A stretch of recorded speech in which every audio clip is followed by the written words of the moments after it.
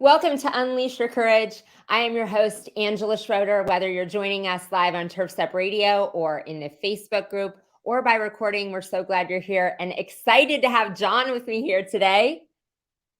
Hello, everybody. Yay! We were just talking before this, and I said it is just fun. I'm excited to have you and your energy here, and just a great conversation. So I'll go into more how I met you this past year, but I want you first just to share with the audience a little bit about you and your story. Okay, so I started my sort of entrepreneurial journey about 13, 14 years ago. At the time, I was in the commercial construction industry. I was working for a large family-run company. I still do. I still love the construction industry. It's sort of like, a kid growing up, loved playing with Legos and just got to sort of do that in real life, like build buildings and like in real life. And it was fun. And, but, always had this sort of like entrepreneurial, like just sort of tug of like wanted to do my own thing. And along the way, I had a really good sort of foundational business teaching through the company that I had been working for. They had very good principles, and so I feel like I went into my entrepreneurial journey with some really good foundational business understanding, and just sort of how to treat like how to do business the way people want to like be handled. So my story started in the exterior cleaning and actually carpet cleaning industries. I had this coworker had a power washer that he couldn't get running, and he's like, "Here, you'd like to tinker with things.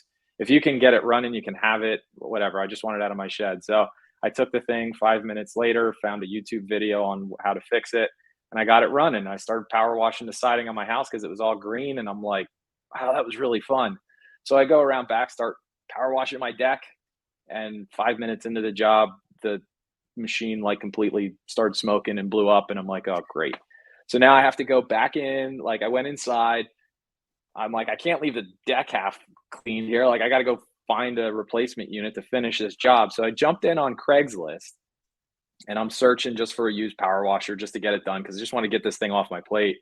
And as I'm scrolling, I find a listing that said commercial power washer for sale will train you how to run your own power washing business. And like that was just like this light bulb kind of went off. And it was like, wait, there's actually a business that just does power washing. It was nowhere, like never entered my realm of possibilities. And I had just got done like power washing the side of my house. And I was like, that was actually pretty enjoyable. Like I can actually make money doing that. That's pretty cool. So I looked into it. I reached out to the guy and my curiosity kicked in and had a phone conversation with him. He invited me up. He lived about 20 minutes north of me. Went, visited the guy, and one thing led to another. And 2, 3 months later, we ended up buying the truck from him. We had an LLC formed, and I was doing this on the side. Fired up a website from the help of my friend that was good in technology because I wasn't. I didn't know what I was doing. Had a bunch of people help me out, just getting like little pieces of the puzzle put together, and we were in business. And that was kind of the start of it. I built it on the side as a side hustle for about 10 months. And then it essentially replaced my full-time income with the construction company. And I exited that company and started full-time with the exterior cleaning company. And we're in our 11th year now with that. And I've grown our team. We've expanded to multiple locations, offering multiple services. So it's been quite a fun journey. I think the part I enjoy the most now is building a team of like leaders around me that are actually better at they fill in for my weaknesses. And that's the part I enjoy. Just putting the team together and watching them succeed is really what I enjoy the most these days. Mm. I love that. Filling in the gaps. I mean, filling people in for your weaknesses, building the team, and then watching them succeed. We're going to talk more about that leadership and culture as we go on, but so many great nuggets in your story. because I realize like as we go on, and I am not one to prep much for the show because I love discovering with the audience. Like, even though you've gotten to know someone and I've gotten to know you over the last year as I've ventured into this home service space and spend time with you at conferences, and then got to spend time with your family at the beach, which was super fun. John and I are in a mastermind together, and he has been great friends with JC too. So it's been fun to not only get to know you on the business level and mastermind, but it was fun to spend time with your family at the beach too. Absolutely, yeah, love the beach. But you kind of never know, like right at mastermind, you're kind of in the moment and talking to people of in the moment business and what's going on and what's next, and it's unique how often this happens that you get close to someone and your ideas back and forth, and we've been talking to John about sales boost and exciting things going on. You're speaking with us there, but then you realize like, oh, I've never spent time to hear like your whole story and beginning. And so I love, like I said, instead of like researching it, to just get to discover with the viewers and listen to it and discover it with you. So it was fun hearing your excitement of that. Yeah, that was Uh, that was an abbreviated version. There was a lot of stuff that happened from when we actually got started to like where we're at today. But for the sake of time, I saved some of those. We can go into a little more specifics, as we go and continue to chat here too, if you need. yeah, and we'll go through the ups and downs and obstacles if we get to Yeah, those as well. Oh, JC is on. Now that we were talking to him, talking about him, maybe his ears were buzzing. Oh, John is an incredible man and honored to call a good friend. JC, love you, buddy. So one of the things, I'm going to go back to several parts of this story, but I love, because this is such a thing that I feel like is our duty as business owners, that you said the construction industry and your time in that was really a foundation for and setting you up for owning your own business. And what a testament to that company that they showed you that you understand the way people want to be handled. That's what I wrote down. I'm always taking Yeah, notes. yeah, That I learned that in that environment. And like I said, what a testimony to the way we should be as business owners. Is our team catching that? Are they learning how people should be handled, how our clients should be handled, how our team members should be handled, how a business is run and all the elements of a business being run? Like, are we really being great stewards and passing that along to them as well? yeah. There was, I'll never forget. And actually, I still have some. Unfortunately, I don't have them at my desk right now, but the company, the name was Low Bar. It was, the founders were Lloyd and Barbara Eichelberger. So Lloyd Bar, Low Bar, yeah. Anyway, so it's a funny name, but they had these little cards, these little like old school. They'd print them out like on construction paper, and they'd hand them out, and they were called Low Bar Logic cards. And they would hand them out at company meetings, and it was always these like little like sayings or quotes that they'd hand out, and like they seemed so like silly and insignificant, but I was in my 20s at the time. Like, this was my first like real job out of college, and I had no like understanding, or like I'd never really been exposed to those types of sayings and like the mindset stuff. And I'm just coming out of college. I'm a broke college kid just trying to make a buck, like, and start my career. And those things were so subtle, but they were so impactful, I think, over the course. I mean, for crying out loud, I haven't worked for the company for 13 years and I still have some of these cards. Like, that's how impactful these things were to me. And it was little sayings and like isms that they had that Mm, just it was core to the core values that the company held, and the beliefs. And that's the sort of like what really I think was foundational. So like what you said, what are the things that we can do as business owners that our team can pick up on, that our core values are then bleeding over into their daily lives, and how they outside of the work environment, how they're handling their family, how they're handling their friends, just people when they're out and about, just treating others the way you want to be treated, the golden rule, right? Like, simple things like that. So I just wanted to share that, because that was something that has like foundationally, it's something so small, like literally it was like a little, about the side of a business card, and they'd hand them out, and I had them in my little planner, and I'd look at them every once in a while when I was having a rough day or something was going through a tough situation, and like, yep, that's what I needed. That's the inspiration I needed to get through it.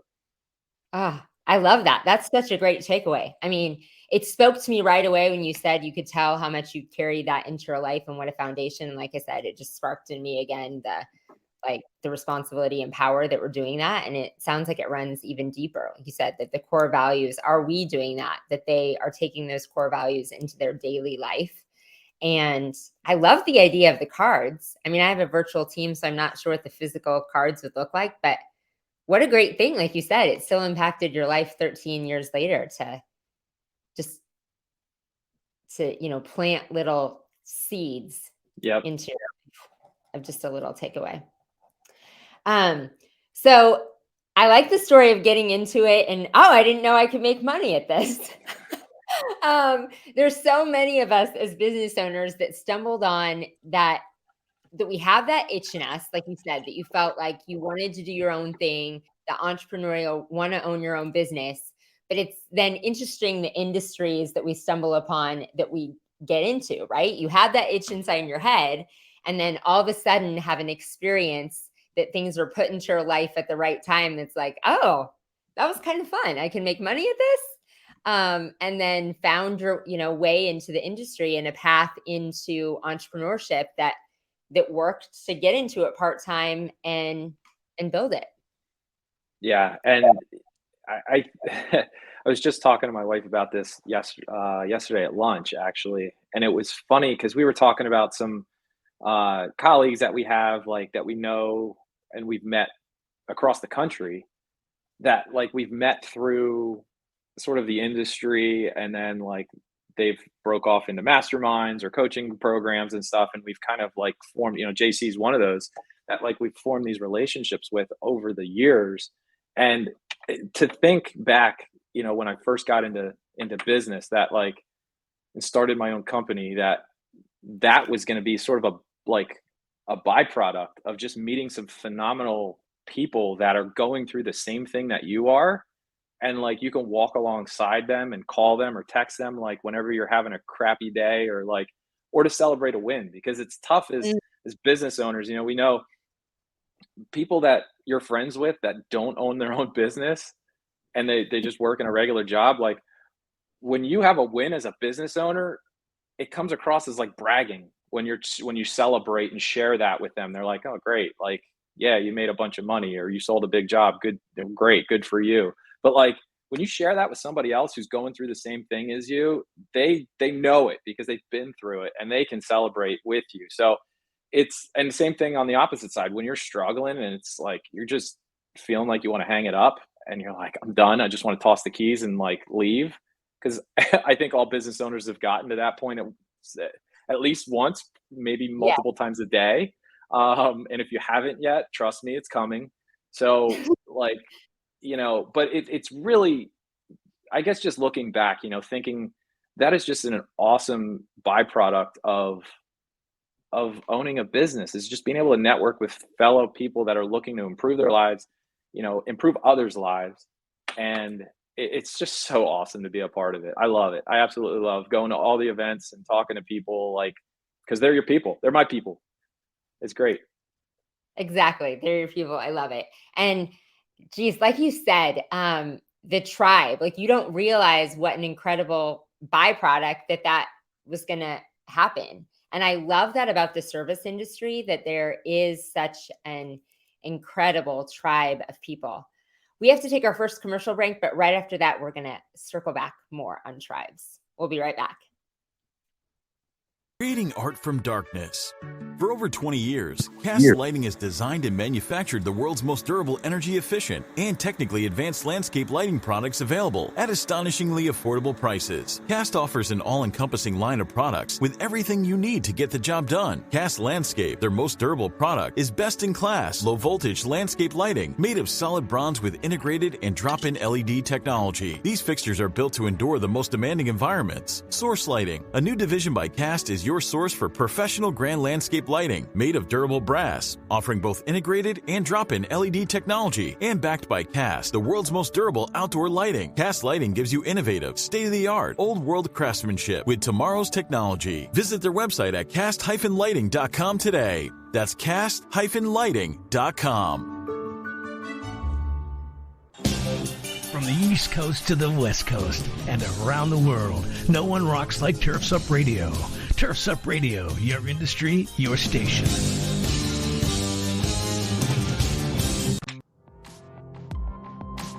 Crest is leading the transition from gas-powered lawn equipment for professional operations with the introduction of the industry's first truly game-changing innovation in battery-powered OPE. With the Crest 8-minute cyber system, professional landscapers can now replace their messy gas-powered equipment without sacrificing performance, power, or runtime. The 8-minute cyber system allows for Crest-made 60-volt batteries to fully charge in 8 minutes or less, just enough time for a water break. Complemented by a full line of equipment benchmarked against gas-powered products, landscapers can finally take charge of their business and make the switch to battery. For more information, visit Crest.com. Visit Crest.com. Having issues with your maintenance schedule? Want better routing and ability to track your vehicles when they leave the shop? Do you want to reduce your liability exposure with your vehicles that are moving billboards on the road? GPS Fleet Consulting uses cloud-based dashcam monitoring and can easily track your vehicle maintenance using real odometer readings. GPS Fleet Consulting can also assist you with live phone support and email support with guaranteed same-day responses. Yes, same-day responses. Stop wondering where your trucks are and start managing your fleet with GPS Fleet Management Systems. For more information, visit gpsfleetconsulting.com. That's gpsfleetconsulting.com.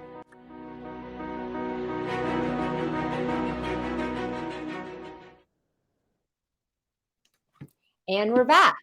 Okay, so diving into the tribe. And like I said, this industry, I've just been so incredibly blessed by the relationships that I've made. And we do talk a lot about that. We've talked about that on this show of how important it is to have that tribe of other business owners, because you can't talk to, whether it be your family or other people, exactly like you said, about the wins because they don't understand, about your dreams and goals because they seem crazy. Like, why do you need to do that? About your insecurities of reaching those dreams. And then especially about your failures, because they question why you even tried that. Things don't always go right. As you said, that there are many times you want to throw in the keys. When I was talking to Jonathan Maynard last week, JC and I were talking to him in the Foxhole, and he said he got some advice from Mike Dahlke that said, if you don't want, he's like, why do I always feel like I just want to give it all up? And that he said, Mike told him, if you're not playing big enough, if you don't want to give it all up and throw everything in at least once a month. Mike Dahlke is a smart man, so that's good advice. I would take that for sure. So I thought that was good. You said that, like, if you haven't reached it yet, you're going to as a business. Yeah. And I mean, to Mike's point, like, if you haven't reached it yet, maybe you're not playing big enough. You know, maybe that's a challenge for you to start taking some risk, play a little bit bigger, push yourself a little bit more. Absolutely. And find a tribe of people, a circle, join masterminds, get in groups like we are, that you're surrounding yourself with people that are challenging you and pushing you, that you're in conversations that make you want to push bigger and go for big things. Yeah. So, what's the saying? If you're the smartest one in the room, you need to find a different room. Yeah, absolutely. That's a great saying that goes a long ways. So I love the tribe for all of those things, and the fun and relationships. When I said this morning as JC was taking off, I'm like, I get to have John on today. It is great. I mean, look, it's the mindset and everything is related to the tribe, the conversations that happen. It's not just for the business. It's your emotional state. It's your your mindset of just, and even like, how do you relate? How are you showing up as a parent to your kids, right? Like those are the types of conversations that happen too. It's not just business related. It goes full circle. You know, how are you treating your family members? How are you talking to your friends, out that aren't business owners? Like, how are you encouraging others to step outside their comfort zone, to take risks? Like, we've taken risks as entrepreneurs. Like, it's entrepreneurship's not for everybody. I get that. And we're not going to force that onto people. But if somebody's like out there showing some sort of interest and like, man, like asking you a lot of questions about your business, man, encourage them. Like, I try to do that any opportunity I have, especially with younger people. Um, coming if they're in high school, in college, like if they're asking questions, like, man, encourage them. Like, take some opportunities. Then that's the time to do it, right? You're the least amount of risk at that point, looking back. So, Absolutely. yeah, but all back to the tribes. Like it's more than just the business, like what you get out of it from a business perspective. I actually get way more out of it from the personal side. I shouldn't say way more, but I end up walking away with stuff from every element and aspect of life that I can implement and become a better person. Yes. Because it really is people that you do business and life with that it Yeah. all comes together. Those are the people that you're wanting to do life with. And it's getting to live this full circle life of, I mentioned that we got to spend time with you and your family at the beach, and you're talking some life and some family and intermingling some business and asking questions. And it's just so fun that it can all be one great thing. Yep. And when you first talked about the tribe, I circled down that it's finding it people and surrounding yourself with people that want to help other people improve. And that's the common thing. There's lots of business owners out there, lots of people that own businesses, and some people are just head down running their business. And we are part of these masterminds and go to these things and find ourselves with other people because we not only want to improve ourselves, but it is about how many other people can we help improve too. Yeah. Yeah. The biggest, takeaway, I struggled with that, honestly. I had a pretty big self-limiting belief surrounding like my ability to provide value to others. And as recently as like 2 years ago. And I sort of had this, I've seen the image before. I forget exactly what the Dunning-Kruger curve, I think is what it's called, if I remember correctly. But it's like, when you're first starting to learn something, like you feel like you're on top of the world and you know everything. And then you learn a little bit more and then you're like, wait, I know nothing. And then it's this real slow climb before you get back up to like the confidence level of like, okay, yeah, I've been through some stuff, so now I know it. So I kind of like, I experienced that like early on. In business when we first started, like 2-3 years in, like we were growing quick and like I feel like I was on top of the world and I knew it. And then I got around some other people that were doing some way bigger things and I was like, whoa. I got humbled real quick and was like, there's a lot I don't know about building a team and like just business in general that I thought I knew. So, taking a step back, then I sort of like, I almost became, I don't want to say ashamed to like share because I didn't feel like I didn't know it all. I think I was putting like this like cap on myself to say like, don't share, like you're not in a position to share with people yet because you haven't made it yet. You haven't exited a business yet, or you haven't reached this revenue threshold, or you don't have this position in place in your business. So like you haven't made it there yet. So you like just stay quiet. And my wife went to an event last year, actually it was almost 2 years ago now, I guess, where she met up with other entrepreneur wives. So they're either in the business, but they're all wives of entrepreneurs, and they all got together. And when she came back, she was just telling me some conversations that were happening there.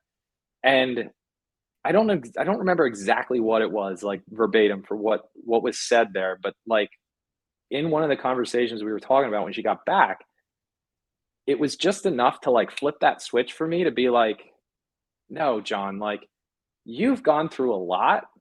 You've been in business more than 10 years now on your own. You've built this company. You've grown. You've got these, you've hired people in positions that, you're not in the day to day anymore. You've got a lot of experience to share with other people that aren't there yet. So like stop hiding that to yourself and go share it with others because you can help a lot of people. And I think just after having that conversation, I was like, shoot, you know what? You're right. Like there are a lot of people out there. And I guess I kind of like stuck my head in the sand for a while, like just thinking I was the only one, like I was the only one that was like struggling still and everybody else was getting it. So like I dealt with some of the self-limiting belief stuff for a little while. And so thankfully, all that worked itself out. And, now I'm a coach with Conquer now, so I'm speaking into other people's lives, like helping them through their business and what they're dealing with, with their family situation sometimes, and like just giving them some advice on how to work-life balance and stuff like that. So, and I kind of realized, like I've heard the saying before, like you don't have to have it all figured out. You just need to be a couple steps ahead of the people that you're talking to, and that's all they need. Like they don't need to have it all mapped out. You don't have to have it all figured out. But if you're a few steps ahead of the person that you're talking to and you have the experience that they're going through right now, and you can speak and say, oh, yeah, I went through that. And here's how I handled it. And here's what I did. That's what they need to hear. And if you keep that bottled up, it's providing no value. So I'm thankful that that conversation happened and I was able to like finally remove the lid off of that belief that I've been holding myself back for a while with. I love that. And how it took that conversation with your wife and whatever the takeaway was of, maybe it's something someone said to her and something she learned from someone's experience for you to, realize and kind of get empowered, release those limiting beliefs of that your story can help people and inspire other people. And I love how you said we just need to be, one step ahead. And sometimes the people that we're working with, we think the people that they should learn from, they don't have anything to relate to that anymore. That they can, just by hearing our story, people can learn something just by knowing somebody else made it through that. Somebody else made it through that dip of the entrepreneurial roller coaster. That it isn't like we have to have, like you said, the whole roadmap for them. We might think like have this imposter syndrome of like, I did it all wrong. Like, do not do it the way I did it because it was wrong. I have no roadmap for you. I still haven't figured it out for myself. But maybe that's all they needed to hear of, the survival story, and somebody else did it so that I can too. And just that belief and empowering in them. Yeah. There's a lot of power too in like learning from other people's mistakes, right? That's like one of the biggest things. It's like, you don't have to, I don't have the roadmap, but I can tell you what not to do because this didn't work. Right. So I think there's as much value sometimes in that as there is in, hey, here's the roadmap and just follow this. So yeah, I've had a few conversations with people over the years that were like, don't go down this road because it led me to a lot of pain and suffering. And that takes a willingness to be vulnerable in powerful. Facebook user whoever just told us that was powerful. Thanks for chiming in. But it takes that willingness to be vulnerable and talk about those failures and things overcome. Because like you said, people can learn from our mistakes or things. And I've just had conversations like that. I talk so much about things to do, things that we know to do right. And I really think people learn and resonate the most with the moments I was like, I knew what I was supposed to do, and I did the exact opposite. and that led to bad things. Like times in my life recently where I abandoned my rituals in transition, and then that just did not go good and went south because I was not taking care of myself. And being honest and vulnerable about that with people, they learn more from that like you said, than sometimes a whole blueprint of a plan. Yeah. People respond to an emotional Mm, response more so than they do a logical. And yeah. there's data behind that. Like there's people relate to an emotional story that they can sort of plug themselves into, and they feel the feelings that you're expressing through the story in one way or the other. It makes them feel one way, but what's the saying? It makes them feel some sort of way. But like that is the emotions are more powerful than the logic. Like you can sit there and spit out Mm, numbers of like, if you do this, you're going to get X amount of return and this, that, like, yeah. But if you tell a story behind that and say like, look, here's what I did and here's what it resulted and here's how I felt through the process and here's what it gave me and freedom with, I was able to go to my kid's volleyball game and watch her, you know, win the game because I put this in place. And then all of a sudden it's like, whoa, that clicks with somebody versus a bunch of numbers. So, yeah, I think, exactly right. The emotional side of it is really, I have found to be, and I'm still working at it. I don't do that excellent every time, but I'm trying to be more cognizant of like when I am trying to get through to somebody is like try to make it relational rather than just look at the numbers. Cause I like looking at spreadsheets and like seeing what, like I'm a data guy. Some like it's weird, but I like looking at numbers because it tells me a story and I like that, but not everybody's brain works like that. So I realized, okay, you can look at the numbers, but you just see numbers. So let me try to paint a picture of what the numbers are actually saying. And when I'm able to do that, then it resonates. I love that. Emotion is more powerful than logic. Another takeaway. We're going to come back and talk more about what you love most about coaching, back into that leadership. I don't know how time is going so fast, but we've got to take one more commercial break. We'll be right back. Have you considered artificial turf? It's great for areas with high precipitation, which means no mud after a heavy rain and no more mowing wet grass. Today's artificial turf is made using recycled materials and helps to reduce water consumption in areas of drought. Turf Envy's artificial turf is constructed of quality raw materials, safe for pets, humans, and our environment. With decades of experience, our staff can help with support, training, and product education to give you confidence when estimating a project for a potential customer. Learn more at turfenvyusa.com today. You're listening to Turf's Up Radio, the only radio station of its kind dedicated to the green industry. Turf's Up Radio, your industry, your station. Hey everybody, Wayne Voles, the Prophet, your host of Profit Time here on Turf's Up Radio. If you listen to my show, you know I'm all about profit. As an industry, profit is something we fail to meet most of the time. If you're working hard but not seeing the results that you deserve, Profits Unlimited is here to help. We offer processes and systems designed specifically to make your company more successful, more profitable, and certainly more efficient. When you're ready to take your company to the next level, reach out to me at profitsareus.com. That's profitsareus.com. And don't forget to turn into Profit Time every Monday, Wednesday, and Friday at 10 a.m. Are you a military family with a spouse on deployment away from home?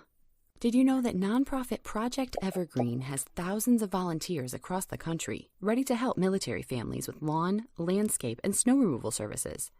We call it Green Care and Snow Care for troops.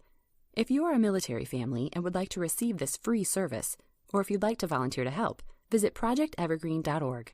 Project Evergreen, creating a greener, healthier, cooler Earth, 1 yard at a time. Busy work burning you out? Kick it to the curb and do more of what you love. How? With Landscape Management Network to spend less time creating estimates, tracking crews, doing job costing, managing invoices and payroll, and more. FYI, the average LMN contractor spends 50% less time doing payroll, increases profits, and lands more jobs. Put an end to burnout. Visit golmn.com/turfsup. That's golmn.com/turfsup to get started. And we're back. Like I said, it's going so fast. And so I'm like, oh, how many things can I still ask you that we can fit in? So before we go into, I do really want to dive into your leadership and teams. And you talked about, watching the team succeed. One courageous decision that you've made as a business. I mean, as business owners, we have to make all kinds of courageous decisions, right? We're constantly taking risks and getting uncomfortable. But maybe one story or something of a time that you really had to like harness in that courage and make a big decision. So I'm going to go with something that was more recent, I think, this year at least. And, so going through coaching and mastermind groups and stuff, I've realized that through the years in growing our company, that I have become the bottleneck of the growth of the company. And I've always talked in talking with other people who have sort of in the same stage of business, they're always like, oh, general manager, you need to hire a general manager to get you like out of the day to day and let them handle it. And so I was just on this track of like, I got to hire a GM. I got to hire a GM because I'm the bottleneck. I got to get out of the way. And then I don't know, I can't put my finger on exactly what it was, but there was a switch that happened. And it was that like, I realized that a general manager is just going to manage what I already have in place. And they're still going to have to like report to me. And I'm still ultimately going to be the bottleneck in that situation. So at that point, like I realized I need to make a big move here. Like a GM is just sort of like a lateral, like next step. Like I need to make a bigger move here and hire somebody who's smarter than me and who's been like where I haven't been and where I want to go. And that was a terrifying like realization because it's like, that's a big move for our company. Like that's a big move for me. Like it excited me, but it also was kind of terrifying because it's like, how am I going to afford this person? Like they're going to be a lot of money. What if I make a bad hire and then I waste all this money? Like it was a courageous decision that had to be made, but like coming to the realization that it was the next right move that had to be made, because no matter if I didn't do that, then I was still ultimately going to be the bottleneck in the growth of the company. So I went through and I actually shared this at our mastermind back in June. And it was that like I was hiring, I had job ads up, like we interviewed 2 guys that I thought like were killer. They were awesome. Neither of them worked out. And after we were like the second guy that we interviewed, when we were talking with him over Zoom, he asked me like, why are you hiring for this position, John? Like, what is it that you're looking for? And I told him, I said, look, I realize that I am the bottleneck. I can't grow the company because I'm trying to do too many things. And I need somebody to come in who's been there and done that can just run and go, that I don't need to provide daily input for. So we were hiring for a COO position.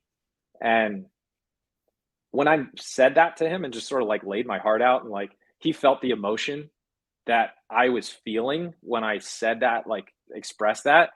And he said, John, I think you need to play that recording back, because we were over Zoom. He's like, you need to play that back and transcribe that into your job ad and post that up, because that's going to resonate with somebody. So I did exactly that. And I took that like 3 sentences of like me being the bottleneck and like wanting to grow the company and I need somebody. I like humbled myself to realize I can't do it all myself. I need somebody who's been there and done that. I posted that up. The first guy who responded to the ad after I posted that up and modified the listing with that verbiage in there was the guy that we hired. He responded with a cover letter and said, that paragraph is what got me to respond to this job ad. And I want to jump on board with you because I've been where you're at right now and I know how to get to the other side and I want to help you. And that, like, it was just such an awesome experience to go through like the pain of like first making the decision to like, okay, we're going to do this. Like, we're going to bring somebody on in this position. We're going to bite the bullet and like take on the expense, but it's going to be worth it because it's an investment, not an expense, because we're going to hire the right person. And to go through, like, it was a good 3-4 months of like the process of interviewing, and we knew it was going to be a long process. Like, it's a big hire. It's not gonna You're not Yeah. gonna find them on the first go. But then once we finally like got to it and found the right guy and he came on board, it was like, man, this was just awesome. It was such an awesome experience. And now that we're on the other side of it, and he's integrated so well with the company, he's taken on so many things, he's integrated well with the team. Like, it's just been an absolute phenomenal experience. So the courage to make that decision, and looking back 4 months ago, I feel like I should have did it probably 18 months ago, but everything happens for a reason in time. And, I don't think we would have ended up with it. Well, I know we wouldn't have ended up with this guy had we tried sooner, because he had just exited a successful franchise that he had back in December. And we finally had like basically connected with him in like May, end of April, beginning of May. So the timing worked out great, but that was a more recent experience that I think was a fun journey to kind of go through, and thankfully it worked out good in the end for us. But it was definitely it took a lot of courage, and it was a big step for us. But now that we're on the other side, it was totally worth it. And courage on so many levels. I love hearing you talk about this because I have been at masterminds and things with you, hearing tidbits of the journey as it progressed. But the courage also to step outside and realize that you needed something different, that, you thought it was a GM, and you thought it was a GM probably because of the voices in your head of like what everybody else does, what everyone else thought would be the fit, but the courage to listen to what you really needed, like what you knew that you really needed, it not what everyone else thought the logical next step was, but that we all have different things. We all have different strengths. And what you really identified, listening to that in yourself and saying, no, this is what I need, even though it's the bigger, I'm skipping over something, like this is the thing that's going to be most powerful, and then putting it out there. I love that, that candidate told you, like, put exactly your heart on paper and somebody will want to be a part of that. Yeah. Yeah, that was a crucial junction. It really was, because had he not spoken up and said that, I think we'd probably still be spinning our wheels potentially. But yeah, and it all came down to like really, people talk about this, and sometimes it's like I'm tired of hearing this, but it's like it really came down to my why. Like, I don't mind like working hard and hustling and grinding and all that, but there's more to it. Like, I've been doing this for more than 10 years now. Like, the hustle and grind is, I'd rather spend time with my family and my kids now. Like, both my kids are they're going to be out of the house. My oldest is a sophomore in high school. My youngest is in 8th grade. Like, I'm coming to the realization now that my time with them is shorter than I've already had. Yeah. As far as their time in the house with us. So like, that has been like front and center for me. And that was a driving factor to like skip over the GM position, because I wanted to like be able to just not have to go into the office and deal with stuff on a regular basis day to day. I wanted to be able to go to my kids' volleyball games and soccer games and go on a 3-week vacation with them over the summer and enjoy the time that I have with them still while they're still in the house before they go off and go to college or start their careers or whatever have you. And that was sort of the driving factor behind the underlying driving factor beside the business decision of like why to do that. So that you could live the life that you wanted. Good for you. I'm excited that it's working out, and that your bold and courageous decision to do what you needed to do for your business and for your life is working out. Well, we are really supposed to be out of time, but I just want one last tidbit of before we go into our question for the audience and for you, just about the leadership that we talked about, that you love most now, and you can see your passion for leadership and developing people and developing your team, and filling in the holes of your team, of your weaknesses, and watching them succeed, watching your team succeed. So maybe not your favorite part about that, or tidbit, or what you do well, or a leadership lesson, or something you want to share about that with our audience. Man, it's I think I like, the rocket fuel. If you have the book from Gino Wickman, Rocket Fuel, the visionary integrator, the two Yeah. roles there. I fall more on the visionary side.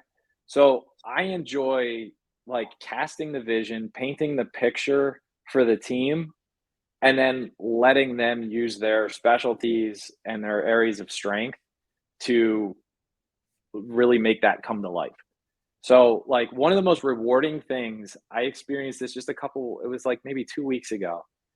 I was at the office and just had a conversation. We had a management meeting that morning, and I said, "Look, guys, I'm actually going to shift my focus now, and I'm going to start focusing on more of acquisitions. So I'm going to be looking at other companies and purchasing and stuff, but I need time to do that. So here are the things we're coming. We do Christmas lights just like JC and a lot of other guys. We're coming into Christmas light season here. Here are the tasks that I still had on my plate from last season that I need to offload." So we talked about them in the morning, and when I was leaving at 2:30 in the afternoon to go get my hair cut, I walked into the other office. My office manager, my ops manager, my COO, and one of my crew leads were all standing in there talking about the things that they needed to get off my plate. And I stood in the doorway. Not a single person looked at me or acknowledged me. I stood there for about 30 seconds and I just left. And I'm like, that is what, like, I knew right in that moment, like, I did a good job then. I cast the vision and I said, like, everybody fill in where your strengths are and go for it. And that for me was like a monumental moment. And when I left, I got in the car, I called my buddy Brett, who's a fellow business owner that I'm good friends with. We chat a couple times a week. And I was like, dude, I got to share this like massive win that I just experienced. And like for most people, it'd be like, what do you mean? Nobody acknowledged you? Like, that's a weird thing to like consider as a win. But like, that was 100% an awesome, awesome feeling that nobody asked for my input or anything. They didn't even acknowledge I was standing there because they were so engrossed in the conversation and planning and figuring it out that I was just like, this is fantastic. So yeah, I think, just casting the vision and letting the people that you put in place carry it out that's the most rewarding thing for me. Yeah. And building a team that you have that you can trust with those results. Yeah. That they are bought into that vision and will carry out the results and carry you over the finish line. Well, it has been so awesome. I love your energy, John, and I'm so thankful for you in my life. Can't believe we're coming to an end. But as I told you, we end the episode each week with a little dose of courage. We all know that growth happens when we get uncomfortable. So we challenge the viewers. And if you are on with us live and want to comment or send me a message of what yours is, one thing you need to do this week to get uncomfortable. And you're saying it, live. So there's all kinds of people to hold you accountable. Man. So as I mentioned in the last statement there, I'm focusing on the acquisition side of stuff now. So for me, sort of to get uncomfortable, I need to have some conversations with some companies that may be interested in an exit at some point here.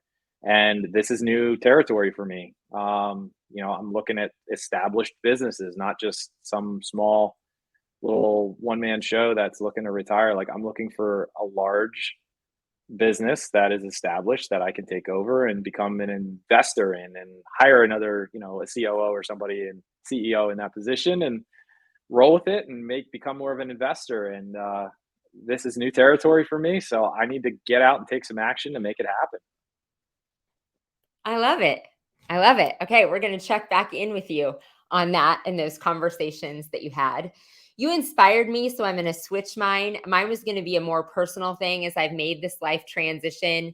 It is different. I was very comfortable in the place that I was and my friends and my city and all of that. And I need to now, we're in our first this is the longest stretch I've been home in, I don't know, all year. But need to venture out. I need to go learn my new space, learn new people, meet new people in a new space. That was going to be mine, and I'm still going to do that.